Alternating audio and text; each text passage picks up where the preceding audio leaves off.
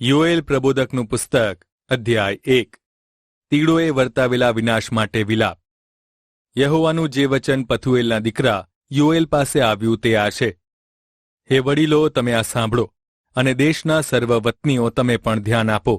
આ તમારા સમયમાં બન્યું છે કે તમારા પૂર્વજોના સમયમાં? તમારા સંતાનોને એ વિશે કંઈ સંભળાવો, અને તમારા સંતાનો તેમના સંતાનોને કહે, અને તેઓના સંતાનો તેઓની પછીની પેઢીને તે કહી જણાવે. જીવડાઓએ રહેવા દીધેલું તીડો ખાઈ ગયા, તીડોએ રહેવા દીધેલું તે કાતરાઓ ખાઈ ગયા, અને કાતરાઓએ રહેવા દીધેલું તે ઈયળો ખાઈ ગઈ છે. હે નશાબાજો, તમે જાગો અને વિલાપ કરો. સર્વ દ્રાક્ષરસ પીનારાઓ પોક મૂકીને રડો, કેમ કે સ્વાદિષ્ટ દ્રાક્ષરસ તમારા મુખમાંથી લઈ લેવાયો છે. એક બળવાન પ્રજા કે જેના માણસોની સંખ્યા અગણિત છે, તે મારા દેશ પર ચઢી આવી છે. એ પ્રજાના દાંત સિંહના દાંત જેવા છે, તેની દાઢો સિંહણની દાઢો જેવી છે.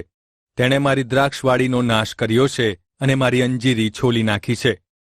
તેણે તેની છાલ સંપૂર્ણ ઉતારી નાખી છે અને તેની ડાળીઓને સફેદ કરી નાખી છે. જેમ કોઈ કુમારિકા પોતાના જુવાન પતિના અવસાનથી શોકના વસ્ત્રો પહેરીને વિલાપ કરે છે, તેમ તમે વિલાપ કરો. યહોવાના ઘરમાં ખાદ્યાર્પણો અને પિયાર્પણો આવતા નથી.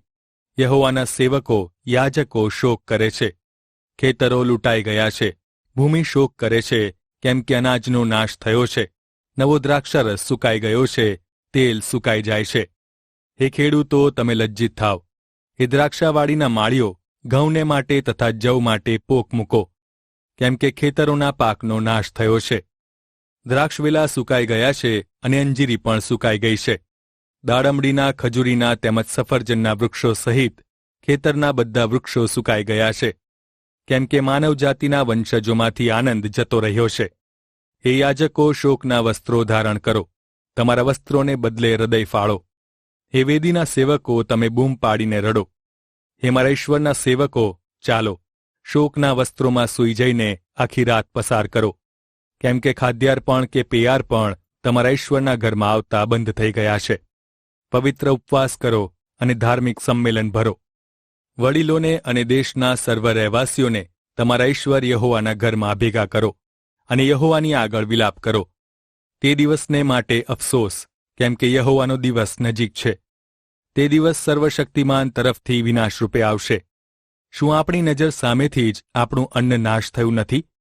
આપણા ઈશ્વરના મંદિરમાંથી આનંદ અને ઉત્સાહ જતા રહ્યા નથી? જમીનના દગડા નીચે બી સડી જાય છે, અનાજના પુરવઠા ખાલી થઈ ગયા છે, કોઠારો તોડી નાખવામાં આવ્યા છે, કેમ કે અનાજ સુકાઈ ગયું છે. પશુઓ કેવી ચીસો પાડે છે, જાનવરોના ટોળા નિસાસા નાખે છે, કેમ કે તેમને માટે બિલકુલ ઘાસચારો રહ્યો નથી. ઘેટાના ટોળાઓ નાશ પામે છે. હે યહોવા, હું તમને વિનંતી કરું છું, કેમ કે અગ્નિએ વનના ગોચરોને ભસ્મ કર્યા છે, અને અગ્નિની જ્વાળાઓએ ખેતરના બધા વૃક્ષોને બાળી નાખ્યા છે. હા, જંગલી પશુઓ પણ હાંફીને તમને પોકારે છે, કેમ કે પાણીના વહેડાઓ સુકાઈ ગયા છે અને અગ્નિએ વનના ગોચરો ભસ્મ કર્યા છે. યોએલ પ્રબોધકનું પુસ્તક અધ્યાય 2 પ્રભુના દિવસની ચેતવણી માટે તીડો. સિયોનમાં રણશીંગડું વગાડો અને મારા પવિત્ર પર્વત પર ભયસૂચક નગારું વગાડો. દેશના સર્વ રહેવાસીઓ, તમે કાપો, કેમ કે યહોવાનો દિવસ આવે છે. તે દિવસ તદ્દન નજીક આવી પહોંચ્યો છે. અંધકાર અને વિષાદનો દિવસ, વાદળ અને અંધકારનો દિવસ. તે દિવસ પર્વતો પર દેખાતા જળજળા જેવો થશે. એવું પહેલાં કદી બન્યું નથી કે હવે પછી ઘણી પેઢીઓ સુધી બીજી કોઈ પેઢીઓમાં કદી થશે નહીં એવી મોટી તથા બળવાન પ્રજા આવશે. અગ્નિ તેઓની આગળ ભસ્મ કરે છે અને તેઓની પાછળ જ્વાળાઓ બળે છે. તેઓની સમક્ષ ભૂમિ એદન બાગ જેવી છે, અને તેઓની પાછળ તે ઉજ્જળ અરણ્ય જેવી થાય છે. તેમના હાથમાંથી કોઈ પણ બચી જતું નથી. તેમનો દેખાવ ઘોડાઓના દેખાવ જેવો છે, અને જાણે ઘોડેસવાર હોય તેમ તેઓ દોડે છે. પર્વતોના શિખરો પર ગડગડાટ રથોની જેમ, ખૂંપરા ભસ્મ કરતી અગ્નિની જ્વાળાઓની જેમ, અને યુદ્ધભૂમિમાં શક્તિશાળી સેનાની જેમ તેઓ આગળ વધે છે. તેઓને જોતા પ્રજાઓ ધ્રુજી ઉઠે છે, અને ભયને કારણે સૌના ચહેરા નિસ્તેજ થઈ જાય છે. તેઓ સૈનિકોની માફક દોડે છે, અને લડવૈયાની જેમ તેઓ કોટ ઉપર ચડી જાય છે. તેઓ બધા પોતપોતાને માર્ગે ચાલે છે અને પોતાની હરોળ તોડતા નથી. તેઓ એકબીજાની સાથે ધક્કાધક્કી કરતા નથી, પણ સીધે માર્ગે જાય છે. તેઓ સૈન્ય મધ્ય થઈને પાર ધસી જાય છે, તેઓ પોતાનો માર્ગ બદલતા નથી. તેઓ નગરમાં ઉમટ્યા છે, તેઓ દિવાલો પર દોડે છે, તેઓ ઘરોની અંદર પેસી જાય છે અને ચોરની જેમ અંદર બારીઓમાં થઈને પ્રવેશે છે. તેઓની આગળ ધરતી ધ્રુજે છે અને આકાશો થરથરે છે. સૂર્ય અને ચંદ્ર અંધારાઈ જાય છે અને તારાઓ ઝાંખા પડી જાય છે. યહોવા તેઓના સૈન્યોને મોટે સાદે પોકારે છે. તેઓનું સૈન્ય મોટું છે અને જેઓ તેમની આજ્ઞા પાળે છે તેઓ શક્તિશાળી છે. યહોવાનો દિવસ ભારે અને ભયંકર છે, તેને કોણ સહન કરી શકે? પશ્ચાતાપને માટે હાકલ. તો પણ હમણાં યહોવા કહે છે, સાચા હૃદયથી તમે મારી પાસે પાછા આવો. ઉપવાસ કરો, રુદન અને વિલાપ કરો. તમારા વસ્ત્રો નહીં પણ તમારા હૃદયો ફાળો. તમારા ઈશ્વર યહોવા પાસે પાછા ફરો. તેઓ દયાળુ અને કૃપાળુ છે. તેઓ કોપ કરવામાં ધીમા અને દયાના સાગર છે. વિપત્તિને લીધે તેમને પશ્ચાતાપ થાય છે.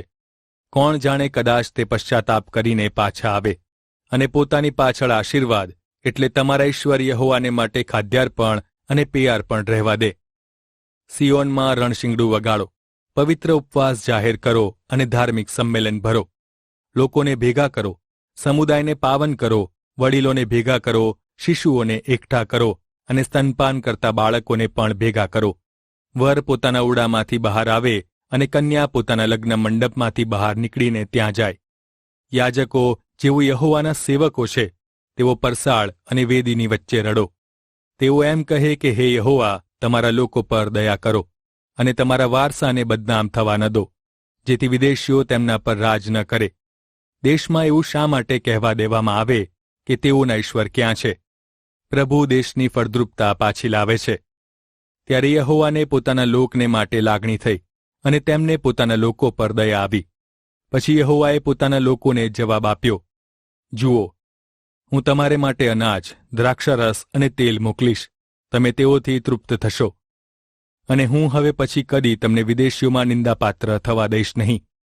પણ હું ઉત્તરના સૈન્યોને તમારામાંથી ઘણે દૂર હાંકી કાઢીશ અને હું તેઓને ઉજ્જળ તથા વેરાન દેશમાં મોકલી દઈશ અને તેઓની અગ્ર હરોળના ભાગને સમુદ્રમાં અને અંતિમ હરોળના સૈન્યને પશ્ચિમ સમુદ્ર તરફ ધકેલી દઈશ. તેની દુર્ગંધ ફેલાશે અને તેની બદબો ઊંચી ચડશે. હું મોટા કાર્યો કરીશ. હે ભૂમિ, બીશ નહીં, હવે ખુશ થા અને આનંદ કર, કેમ કે યહોવાએ મહાન કાર્યો કર્યા છે. હે જંગલી પશુઓ, તમે ડરશો નહીં, કેમ કે ગોચરની જગ્યાઓ ફરી હરિયાળી થશે. વૃક્ષો પોતાના ફળ ઉપજાવશે, અંજીર વૃક્ષો અને દ્રાક્ષાવેલાઓ ફરીથી ફળવંત થશે. હે સિયોન પુત્રો, ખુશ થાવ અને યહોવા તમારા ઈશ્વરના નામે આનંદ કરો, કેમ કે તે તમને શરૂઆતનો વરસાદ જોઈએ તેટલો મોકલી આપે છે. તે તમારા માટે વરસાદ વરસાવશે, એટલે પ્રારંભનો અને અંતનો વરસાદ અગાઉની જેમ વરસાવશે. ખળીઓ ફરીથી ઘઉંથી ભરાઈ જશે અને કુંડો જૈત તેલ અને દ્રાક્ષારસથી છલકાઈ જશે. તીડો, કાતરાઓ, ઈયળો તથા જીવડાઓની મોટી ફોજ મેં મારા તરફથી તમારામાં મોકલી હતી. તે જે વર્ષનો પાક ખાઈ ગઈ છે તે પાક હું તમને પાછો આપીશ.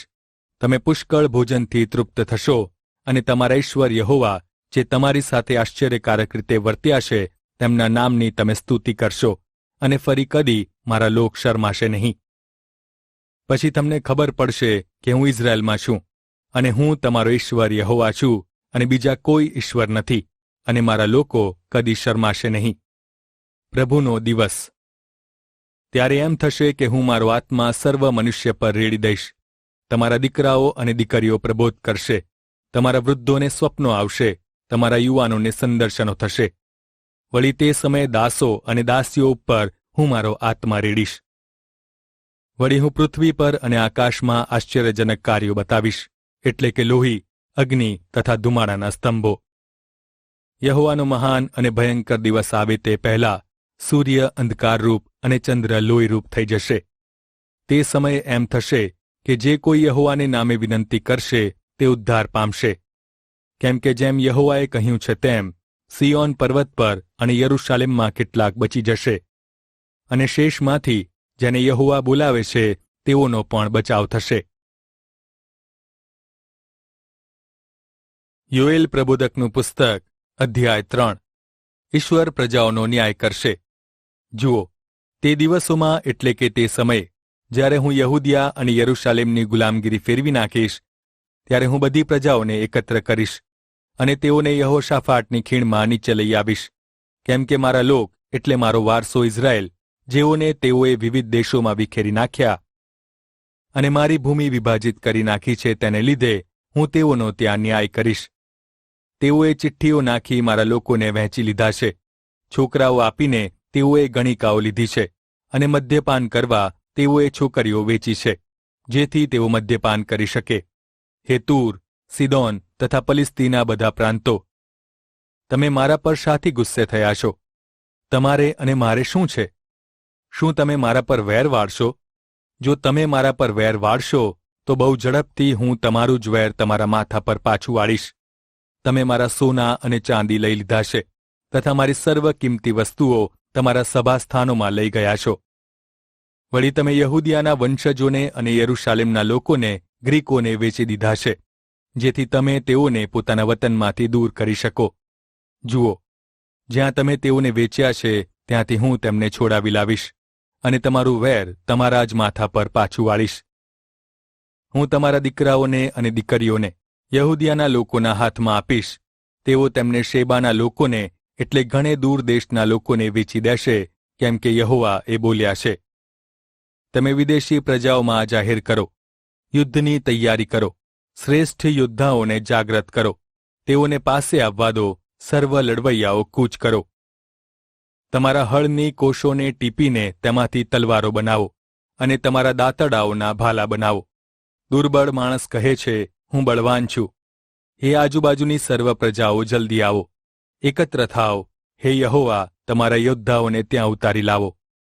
પ્રજાઓ, ઉઠો અને યહોશાફાટની ખીણમાં આવો, કેમ કે આસપાસની સર્વ પ્રજાઓનો ન્યાય કરવા માટે હું ત્યાં બેસીશ. તમે દાંતડા ચલાવો, કેમ કે કાપણીનો સમય આવ્યો છે. આવો, દ્રાક્ષાઓને ખૂંદો. દ્રાક્ષચક્કી ભરાઈ ગઈ છે, દ્રાક્ષકુંડો ઉભરાઈ જાય છે, કેમ કે તેમની દુષ્ટતા મોટી છે.